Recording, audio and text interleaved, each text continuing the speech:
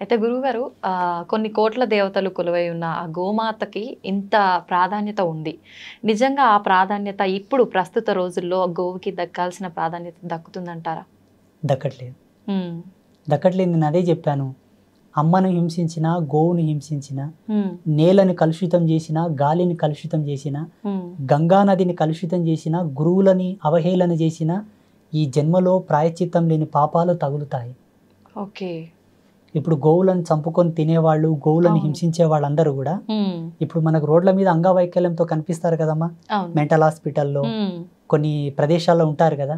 ఏ జన్మలో అటువంటి పాపాలు చేస్తారు, ఈ జన్మలో అలా పుడుతున్నారు. హ్మ్. భగవంతుడు మన ముందల్ని ఉదాహరణలు చూపిస్తున్నా మనము జాగ్రత్త పడతలేము. హ్మ్. ఈ జన్మలో వాళ్ళు అలా పుట్టారంటే బలమైన కారణం ఉంటుంది తల్లి. ఓకే.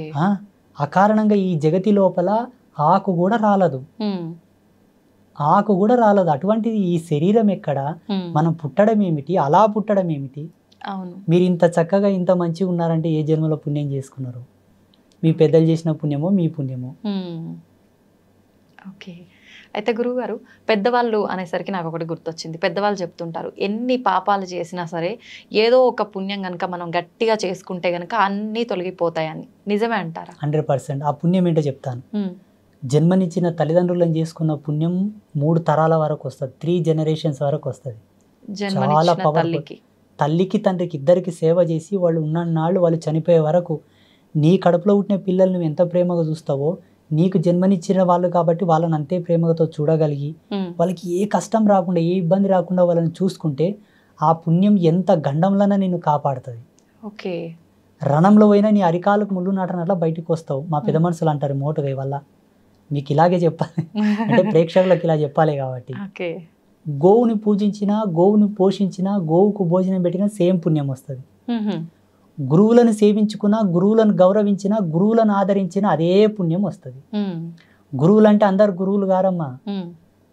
కర్మరహితుడు, సంసారరహితుడు, హ్మ్. సంసార త్యాగం చేసిన వాడు, సంకల్ప త్యాగం అనర్చిన వాడు శ్రేష్టమైన గురువు. ఓకే. పరిపూర్ణమైన జ్ఞానానికి సంబంధించిన వాడై ఉండాలి. హ్మ్. విశ్లేషణాత్మకంగా జీవితం ఉండాలి. హ్మ్. సర్వధర్మముల యందు అనురక్తి కలిగి ఉండాలి. ఆయన శ్రేష్టమైన గురువు. హ్మ్. కాషాయం కండువ భుజమి వేసుకున్న వాళ్ళంతా గురువులు గారు. ఓకే. ఇది కూడా మరి అంటే ఇప్పుడు దొంగ స్వామీజీలు చాలా మంది ఎక్కువైపోయారు కదా గురువుగారు.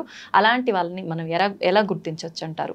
ఈ జన్మలో కాషాయం కప్పుకొని మోసం చేస్తున్న వాళ్ళంతా మరు జన్మలో ఎలా పుడతారంటే హ్మ్. మతిహీనులై పుడతారు. పిచ్చి పిచ్చి చేష్ట చేసే వాళ్ళు పుడతారు. ఓకే. వాళ్ళకు శాపం అది. ఎందుకంటే హ్మ్. కాషాయం జ్ఞానం. జ్ఞానంతో వ్యాపారం చేస్తున్నావు కాబట్టి మరు జన్మలో జ్ఞానం లేకుండా, హ్మ్. తన మీద తనకు సోయి లేకుండా, ఓకే. ఈ జన్మలో భగవంతుని కేంద్రకంగా, భగవంతుని ఒక వ్యాపార కేంద్రకంగా పెట్టుకొని దేవుని ముందల పెట్టి నువ్వు డబ్బులు సంపాదిస్తున్నావంటే హ్మ్. మరు జన్మలో తినడానికే తిండి లేనటువంటి దేహి దేహి అనాల్సిన జన్మలు పుట్టాల్సి వస్తుంది. ఓకే. భగవంతుడు వ్యాపారం కాదు తల్లి. హ్మ్. అసలు భగవంతుని మీద మనం అసలు భగవంతుని మీద వ్యాపారమే కరెక్ట్ కాదు. అది హ్మ్. శాస్త్ర సిద్ధాంతాలను అమ్ముకోకూడదు, పంచాంగాన్ని అమ్ముకోకూడదు, హ్మ్. మంత్రాలను అమ్ముకోకూడదు. ఇవన్నీ కూడా పరమ పవిత్రమైనటువంటి మంగళకారకములు ఇవన్నీ. హ్మ్. వీటి మీద వ్యాపారాలు ఏంటి చెప్పండి, నాకు అర్థం కాదు. అవును. వీటి మీద వ్యాపారం చేస్తే ఎన్ని జన్మలకైనా ఉసురు పోదు. హ్మ్. నీవు ఒక ముహూర్తం పెట్టించావు తల్లి, హ్మ్. ఆయన పరవశించి నీకేమన్నా పెట్టిపోతే ఆయన ఇష్టం, అవును. డిమాండ్ చేయకూడదు. ఓకే. నువ్వు ఒక మంత్రం ఇచ్చావు, హ్మ్. ఆ మంత్రం కొన్నాళ్ళు ఆయన సాధన చేసిన తర్వాత మంచిగా అయ్యొచ్చిండు. హ్మ్. గురువుగారు మీరు ఇచ్చిన మంత్రం వల్ల నాకు మంచి జరిగింది, గురుదక్షిణగా మీకేమన్నా ఇచ్చుకుంటానని ఆయన ఇస్తే హ్మ్. స్వీకరించు, తృప్తిపడు. ఓకే. డిమాండింగ్ వద్దు, ఆర్డర్ వద్దు. హ్మ్. ఈ మంత్రానికి ఇంత ఫీజు, నేను పంచాంగం ఇప్పాలే, తెరవాలే, ముయ్యాలంటే ఇంత ఫీజు ముందే పెట్టాలి, పెట్టాలి. ముందే అపాయింట్మెంట్ తీసుకోవాలి. హ్మ్. ఇవన్నీ ఏంటంటే వాళ్ళు కోరి కోరి పాపం చేసుకుంటున్నారు. ఓకే. ఇవి ఎక్కడ ధర్మంలో లేవు. హ్మ్. అప్పట్లో ద్రోణాచార్యులంతటి వారే కురు సామ్రాజ్యం దగ్గరికి వెళ్ళి దేహి అనాల్సి వచ్చింది. హ్మ్. ఆయనకు రాని విద్యలు లేవమ్మా, హ్మ్. ఆయనకు రాని విద్యలు లేవు, ఆయనకు తెలియని మర్మం లేదు. కానీ ఒక రాజ్య సంస్థానానికి వెళ్ళి నాకేమని ఇప్పించండి అయ్యా అని అడిగాడు. హ్మ్. చాలా మంది ఋషులు అడిగారు అట్లా. ఎందుకంటే వాళ్ళకి చిటికేస్తే లక్ష్మి రాలేటటువంటి శక్తి సంపన్నులు వాళ్ళు. హ్మ్. కానీ విద్యల చేత లక్ష్మిని అనుగ్రహింపమని కోరలే, ఓకే. మంత్రాలను వాడలే, విద్యను వాడలే, తపస్సును వాడలే, హ్మ్. యాచించుకొని బ్రతికారు తప్పిస్తే మంత్రతంత్రాలతో వాళ్ళు వృత్తి సాగించలేదు. హ్మ్. నేను దాన్ని బాగా నమ్ముతా. ఓకే. వేరే స్వామీజీలు జ్యోతిషులు సిద్ధాంతులు ఏంటో నాకు సంబంధం లేదు, కానీ నా కాషాయాన్ని, నా ధర్మాన్ని, నా మంత్రాన్ని నేను ఎప్పుడు డబ్బులకు వాడను. అంటే మీరు ఇప్పటి వరకు డబ్బు తీసుకొని చెప్పలేదా గురుగారు? అతోస్మి. నాకు ఆ మాట అంటేనే కంపరం వచ్చేస్తుంది. నేను పీఠంలో ఇట్లా కూర్చుంటానమ్మా, ఒక ఉండి పెడతారు పక్కల ట్రస్ట్ వాళ్ళు, కమిటీ వాళ్ళు. వాళ్ళ ధర్మ సందేహాలు అడిగి ఏదో విభూతో కుంకుమనో తాయితో అంతరమో ఏదో ఇస్తాను, వాళ్ళు ఏదో రూపాయన 2 రూపాయలు అందులో వేసిపోతారు. నేను ఈ యంత్రం ఇచ్చానుగా ఇంత పెట్టాను నేను అడగను. మా పీఠంకి వచ్చి మీరు చెక్ చేసుకోవచ్చు కూడా. అక్కడ ఏమైనా డొనేషన్లు ఇచ్చినా, అన్నదానంకి ఇచ్చినా, అమ్మ పూజకి ఇచ్చినా కూడా ప్రతిదీ కూడా రాసుకుంటారు, ఖర్చు పెడతారు, మేమేం తీసుకోం. ఇప్పుడు నా సౌల్ పర్పస్ నాకు తెలుసు తల్లి. అవునవును. నా జన్మ నాకు తెలుసు. తెలిసి మళ్ళీ ఎందుకు నేను బురదలో పడాలి చెప్పండి? నిజమే గురువుగారు. దిస్ ఇస్ మై లాస్ట్ జన్మ. ఇది నా చిట్ట చివరి జన్మ. ఇక భూమి ఆకాశం మన్వంతరాలు కొన్ని కోట్ల జన్మలైనా నేను రాను. జగన్మాతని చేరుకోవడం తథ్యం. ఎలా చెప్తున్నారు గురూజీ అని మీరు అనుకోవచ్చు. నేను 1.5 సంవత్సరంన్నర నా జన్మ మీదనే తపస్సు చేశాను. What is my soul purpose? ఎక్కడి నుంచి వచ్చాను, ఎందుకు ఇక్కడ ఈ బిజవారం గ్రామంలో పుట్టాలి, ఈ తల్లిదండ్రులకి ఎందుకు పుట్టాలి, ఎందుకు నాకు ఈ ఆధ్యాత్మిక అన్వేషణ రావాలి, అమ్మవారిని పూజించాలి ఎందుకు అనాలబ్బా? శివుని పూజించవచ్చు కదా, విష్ణుమూర్తిని పూజించవచ్చు కదా, గణపతిని పూజించవచ్చు కదా, అమ్మ మీదనే ఎందుకు నా నాడి కొట్టుకుంటుందని కూడా రీసెర్చ్ చేశాను. ఏ వంకతో జగదంబ పాదాలు పట్టుకున్నా వాళ్ళకు జన్మ సార్థకమైనట్లే. అమ్మనే ఈ భవసాగరం నుండి మనల్ని తరింపజేయగలదు, ఇది సత్యం. అమ్మని పట్టుకున్నాను, ఈ జన్మకు ముక్తి వచ్చినట్లనే. ఇంకోటి ఏంటంటే భవబంధ విమోచనము అని మన ధర్మంలో చెప్పబడి ఉన్నది. భవ విమోచనం అంటే సమాజం నుంచి మనకు రిజర్వేషన్, అంటే ఈ సమాజం నుంచి విముక్తి. సమాజంలో కొన్ని 100 మంది మెచ్చగలిగే పని చేస్తే ఆయన విముక్తి పొందినట్లే. సమాజంలో 100 మందికి అన్నం పెడుతున్నావు తల్లి, 100 మందికి ఉపాధి ఇచ్చావు. ఒక 100 మంది నీ గురించి తాపత్రయపడుతున్నాడు, ఇతని చల్లగా ఉంటే మా కడుపులు చల్లగా ఉంటాయని తాపత్రయపడతారు చూసారా, వాళ్ళు ముక్తిని పొందినట్టు లెక్క. బంధ విమోచనం అనగానే ఏమిటంటే, ఇప్పుడు నాకు అక్క ఉంది, చెల్లెలు ఉంది, అన్న ఉన్నాడు, తమ్ముడు ఉన్నాడు, నాకు అన్ని బంధాలు ఉన్నాయి, ఇక నాకు వేరే జన్మ లేదు. ఇప్పుడు మీకు ఎంతమంది అక్క చెల్లెలు, అన్న తమ్ముళ్ళు? ఒక చెల్లె. అన్న లేరు. అన్న కొరకు మళ్ళీ పుడతావు. తమ్ముడు లేరు. తమ్ముడి కొరకు మళ్ళీ పుడతావు. అక్క లేరు. అక్క కొరకు మళ్ళీ పుడతావు. ఇంకా 3 జన్మలు ఉన్నాయి నేను. ఈ జన్మ పరిపూర్ణం తల్లి నాదైతే. అంటే ఇప్పుడు చాలా మంది కూడా మీలాగా ఉండొచ్చు కదా స్వామీజీ అంటే, ఉండొచ్చు, కానీ సాధు జన్మ లోపల ఆయన మిగిలిపోతాడు, ఆధ్యాత్మికంగా మిగిలిపోతాడు. ఏ మనిషి గాని ఆధ్యాత్మికంగా తరించిన నాడే జన్మరాహిత్యం అవుతుంది. ఇక్కడ సంసారంగా, ఇటు సామాజికంగా, ఇటు ఆధ్యాత్మికంగా ఐఎమ్ ఫుల్ఫిల్ ఫర్ క్వాలిఫైడ్. అంటే ఆధ్యాత్మిక పరంగా ఉన్నా, జన్మ పరంగా ఉన్నా, రిలేషన్ పరంగా గనక ఏదైనా లోపం ఉంటే మళ్ళీ జన్మెత్తుతారు. భవబంధ విమోచనము ఇదే. బంధ విమోచనం అంటే ఇదే. అన్ని బంధముల చేత ఆయన పరిపూర్ణుడై ఉండాలి, అన్ని బంధాలను పిలిపించుకునే యోగ్యత ఉండాలి. మీరు ఇప్పుడు అక్క అని వేరే వాళ్ళని పిలవాలే గాని నీలో ఉన్న వాళ్ళని ఏమైనా పిలవలేకపోతున్నావు కదా. నేను అందరినీ పిలుస్తున్నాను. చాలా తక్కువ మంది ఉంటారు గురువుగారు. అట్లా ఉన్నారు, ఉన్న కామన్ పీపుల్స్ ఉంటారు. అలా ఉన్నా కూడా తన జన్మను తాను తెలుసుకొని ఆధ్యాత్మికంలో అనురక్తి కలగాలి, అప్పుడు జన్మ పరిపూర్ణం అవుతుంది. గురుగారు, చాలా మంది పూనకాలు వస్తుంటాయి, అమ్మవారు వాళ్ళ పైకి వస్తుంది అని చెప్తుంటారు. అలా చెప్పే వాళ్ళలో ఎక్కువగా ఆడవారి శరీరం పైకి అమ్మవారు వస్తూ ఉంటారు. మరి మగవారి శరీరం పైకి ఎందుకు అమ్మవారు రారు? పూనకం అనే దానికి 3 నిర్వచనాలు ఉన్నాయి. ఒకటి, వాళ్ళు ఫీల్ అవుతారు దేవుణ్ణి. వీళ్ళు సెల్ఫ్గా ఫీల్ అవ్వడం వల్ల ఆ ఫీలింగ్స్ అనేది అబ్జర్వ్ చేసుకుంటుంది బాడీ. అబ్జర్వ్ చేసుకొని ఆ ఫీలింగ్స్ అనేది, ఆ వైబ్రేషన్స్ వాళ్ళ లోపల చొరబడి బాడీని ఆ విధంగా షేక్ చేయడము, అంటే ఊగడము, దుంకడము, కదలడం లాంటివి చేస్తుంటాడు. That's one of the feeling of spirituality. అదొక ఆధ్యాత్మికమైన అనుభవం, ఒక ఫీలింగ్ అది. ఇది ఒక రకం. రెండవది, కొందరికి బై బర్త్ నుంచే కుండలి లోపల భగవత్ ప్రేరణ ఉంటుంది. బై బర్త్ నుంచి అది ఉత్తర జన్మ లోపల ఆయన దైవ సంభూతుడై ఉండి ఆ జన్మలో అవశేషాలు తీరక చనిపోయి ఉంటే ఈ జన్మలో ఆ శేషం ప్రకారంగా ఆయనకు దేవుడు పూనవచ్చు. ఓకే. కొందరికి మధ్యలో ఆధ్యాత్మికమైనటువంటి దర్శనాలు కొన్ని జరిగి ఒక దేవతను చూసి లేదా ఎవరో గురువు శక్తిపాతం చేయడం వలన, గురువు యొక్క కృప తగలడం వలన, భగవత్ కృప ప్రసరించడం వలన ఏదో పుణ్యకార్యం చేయాలని కూడా కొందరు అలా మారిపోతారు. 3 రకాలు ఉంటాయి. ఇందులో భగవంతుడు ఆడవాళ్ళనే పూనుతాడు, మగవాళ్ళనే పూనుతాడనేం లేదు. భగవంతునికి లింగభేదం లేదు అసలు. ఏదో ఒక గొప్ప లోక కళ్యాణకారకమైన సందేశం ఇవ్వాలనుకుంటే భగవంతుడు అంతటి పుణ్య చరిత్రులైనటువంటి వాళ్ళ దేహమునందు ఆ ఫీలింగ్స్ ప్రవేశింపజేస్తాడు, ఆ ఎనర్జీస్ దింపుతాడు. వచ్చిన ఆ ఎనర్జీస్ చేత ఆయన పలుకుతాడు, ఫలానా రోజు ఇది జరగబోతుంది. 10 మందికి పనికొసేది, ఒకరి కోసం చెప్పరు. మళ్ళా ఒకరి కోసం దేవుడు ఎప్పుడు పలకడు. లోక కళ్యాణమే భగవంతుడు అంటేనే జీవో జీవశ్య జీవనం. లోక కళ్యాణ కారకమే దైవత్వం. మిగతంతా ఇదంతా సెల్ఫ్, వాళ్ళు ఇష్టపడి చెప్తారు తప్పిస్తే దేవుడు ఎప్పుడు అలా చెప్పించాడు. ఇలా చాలా ఉన్నాయమ్మా, మా జీవితంలో చాలా జరిగాయి. ఒక వ్యాన్ లోపల ఒక 30 మంది వెళ్తున్నారు, ఒక పెద్ద DCM లోపల పెళ్లికి. దానికి ఏదో సమ్ బ్రేక్ వీక్ అయిపోయి అంతమంది పడాల్సి ఉన్నది. ఎవరో ఒక పుణ్యాత్ముడు దారి మధ్యలోకి వచ్చి చెప్పాడు, దాన్ని ఆపి దీని బ్రేక్ తెగిపోతుంది, మీరు పడతారు, దిగి చెక్ చేసుకోండి అంటే వాస్తవంగా లూజ్ అయింది బ్రేక్ వైర్. అంటే 10 మందిని కాపాడడానికే దేవుడు పూనుతాడు. అక్కడ ఆడ మగ అని ఏం తేడా ఉండదు. కాకపోతే భగవంతుడు ఎవరికి ప్రవేశిస్తాడంటే ఆ శరీరం కూడా అంత శుద్ధి నొంది ఉండాలి, ఆ మనసు అంత పరిపూర్ణమై ఉండాలి, ఆ వ్యక్తి అంతటి సదాచార సంపన్నుడై ఉండాలి. తప్పకుండా.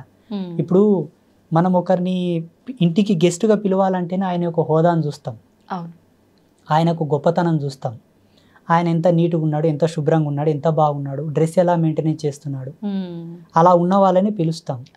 భగవంతుడు నీ శరీరమునందు ప్రవేశించాలంటే నీ దేహం ఎంత శుద్ధి ఉండాలి, నీ నడవడికి ఎంత సత్యమై ఉండాలి, నీ జన్మ ఎంత పరిపూర్ణమై ఉండాలి. ఇవి కూడా కంపల్సరీ. నేను అడ్డం వచ్చినట్లా పనులు చేస్తా, అడ్డం వచ్చిన వాళ్ళ తింటా తాత, ఏమి శరీర శుద్ధి ఉండదు, మనశ్శుద్ధి ఉండదు, వ్యవహార శుద్ధి ఉండదు, ఏదో నా పిచ్చి కొద్దీ నేను ఊగుతా అంటే అది మన యొక్క వీక్నెస్ తప్పిస్తే దేవుడికి మనకి సంబంధం లేదు. అయితే మనం విలేజెస్లో ఎక్కువగా చూస్తుంటాం గురుగారు, మీరు చెప్పినట్టుగా ఇట్లా శీఘం వచ్చింది, పూనకము వాళ్ళు చెప్తూ ఉంటారు చాలా మందికి.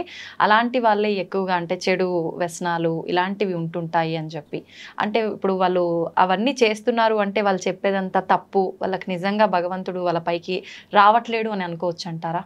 మేము సాధు ధర్మంలో ఉన్నాం, ప్రతిదీ కూడా శాస్త్ర సిద్ధాంత ధర్మంతోనే చెప్పాలి, అనుభవంతోనే చెప్పాలి, స్వీయ విశ్లేషణను ఉండాలి, మేము రీసెర్చ్ చేసానే ఉండాలి. అవునవును.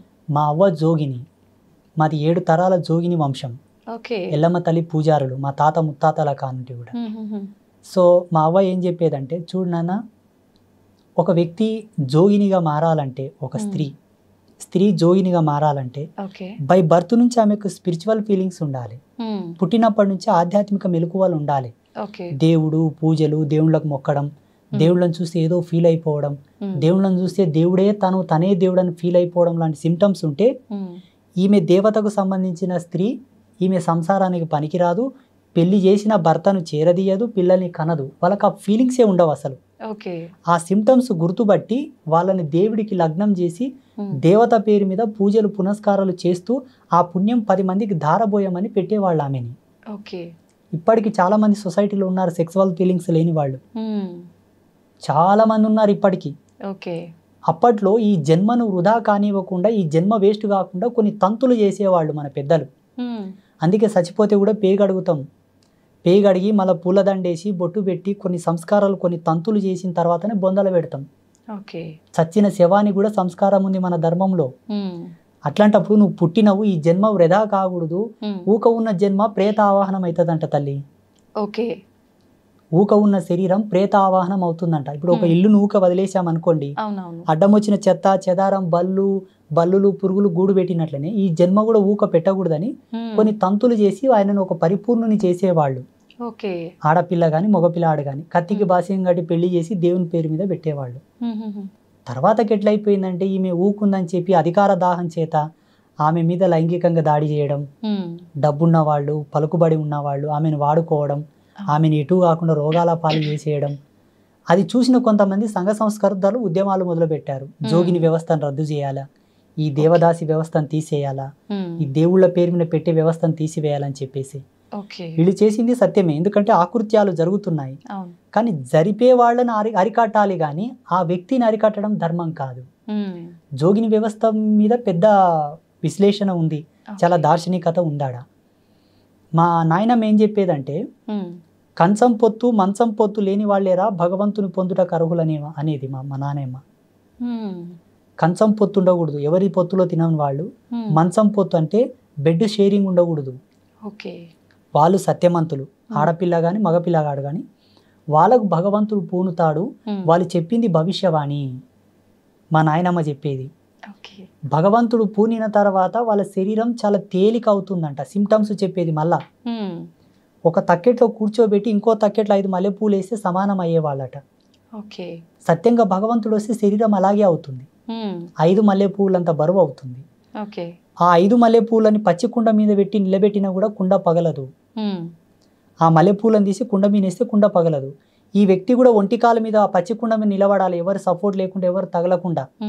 ఒంటికాల మీద కుండ మీద నిలబడి సిగ మూగితే అది భవిష్యవాణి. ఇప్పుడు దేవుడు తన లోపల ఉంటేనే కదమ్మా సత్యం ఉంటుంది, సత్యం ఉంటేనే కదా కుండ పగలదు.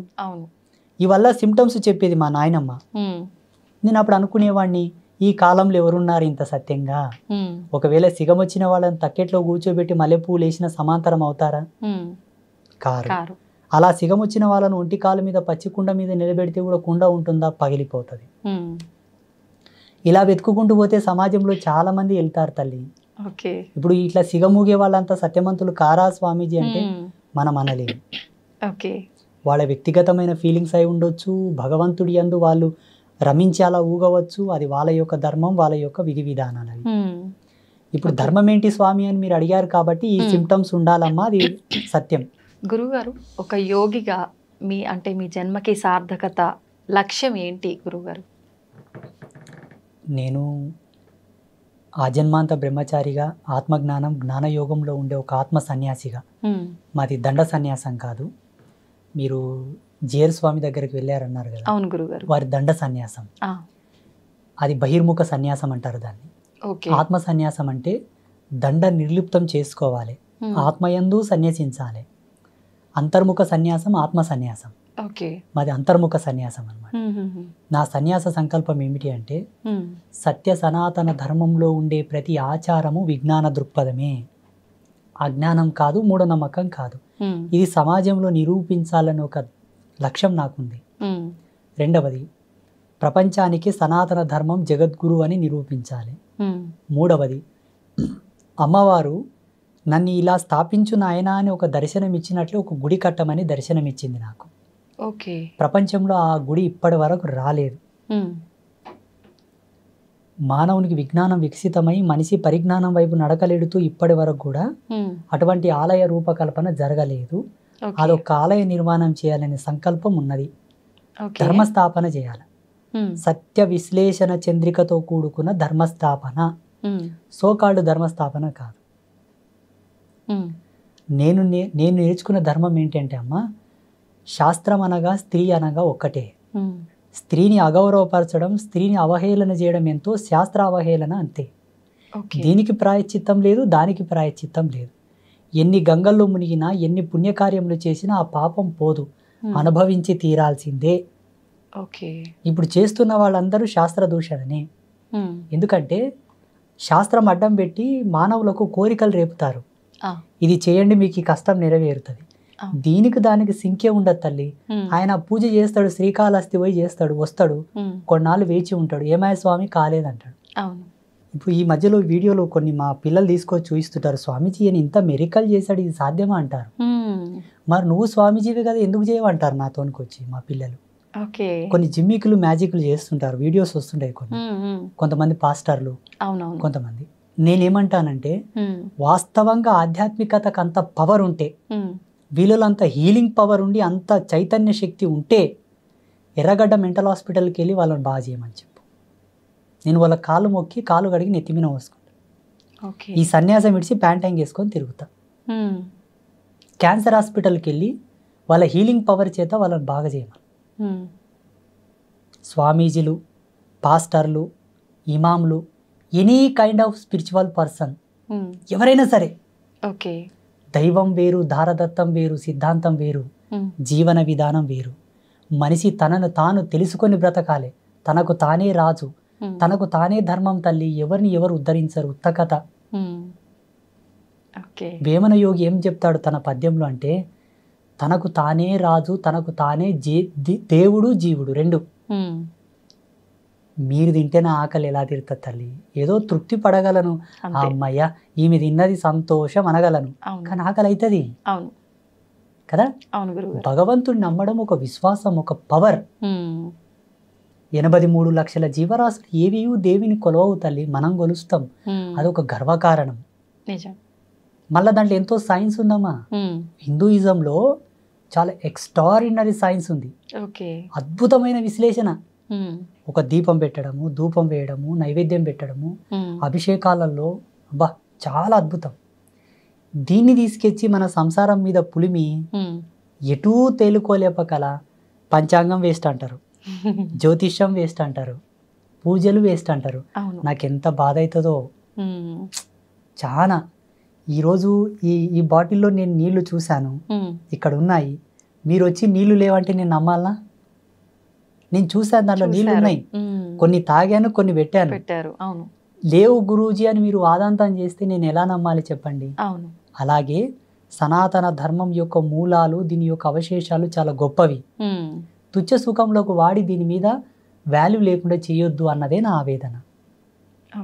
అది నిరూపించాలే, ప్రతి ఒక్కరికి తెలియపరచాలన్నదే నా తాపత్రయం, నా లక్ష్యం. అందుకే ఈ మధ్యలో వీడియోల్లో నేను చాలా మందికి నచ్చుతుండలేను, స్వామీజీలకే, మీలాంటి వాళ్ళు కాదు పాపం. అంటే మంచి చెప్పే వాళ్ళకి, మంచి చెప్పే వాళ్ళంటే చెడు ఉద్దేశంగా ఉన్న వాళ్ళకి. నేను వేణుస్వామి మీద ఒక వీడియో చేశాను తల్లి. ఓకే, వేణుస్వామి మీద. ఆయన ఫేమస్ ఆస్ట్రాలజర్. అవునవును గురుగారు.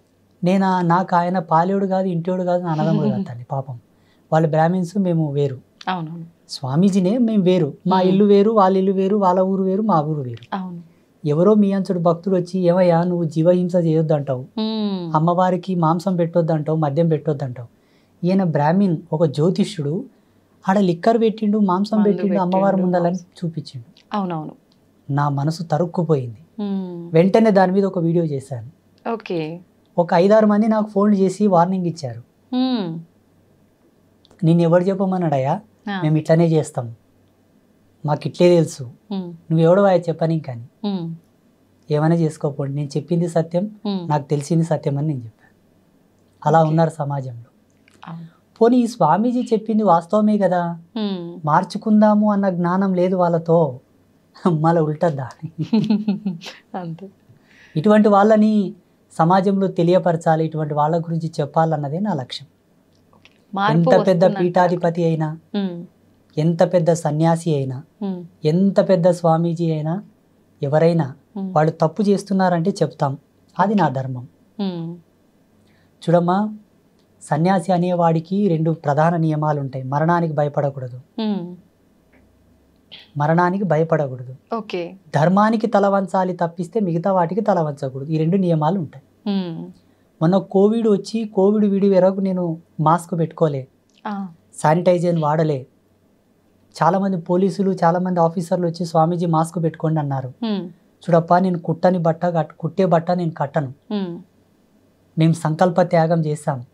కుట్టిన బట్ట కడితే మా తపస్సు తగ్గిపోతుంది, మా వాక్కు బలం పోతుంది, నేను చనిపోతాను కానీ మాస్క్ పెట్టానని చెప్పాను. ఇప్పుడు సన్యాసి మరణానికి భయపడితే ఆయన సన్యాసి ఎట్లా అవుతాడు? మీకు నాకు తేడా ఉండదు కదమ్మా. అందుకే నేను మాస్క్ కూడా ధరించలేదు. నా సత్యం ఉంటే వైరస్ నాతోనికి రాదు. రాలేదా గురువుగారు? నో. నా శిష్యులకు ఎవరు కూడా నేను కోవిడ్ వ్యాక్సినేషన్ వేయించలేదు. That's very dangerous. అదొక పెద్ద ఇది వ్యాక్సినేషన్. దానివల్ల చాలా సైడ్ ఎఫెక్ట్స్ కూడా ఉన్నాయి. అది నిజమే అంటారా? అక్షర సత్యం. కానీ అంటే డాక్టర్లు అంతా రీసెర్చ్ లో తేలింది అలాంటిది ఏం లేదు. డాక్టర్లే సత్యము, వైజ్ఞానికమే సత్యం అయితే ఇప్పుడు ఎర్రగడ్డ మెంటల్ హాస్పిటల్ ఉన్న వాళ్ళు ఎందుకు బాగా కావట్లేదు చెప్పండి? ఆ మెంటలిజంకి ట్రీట్మెంట్ లేదా?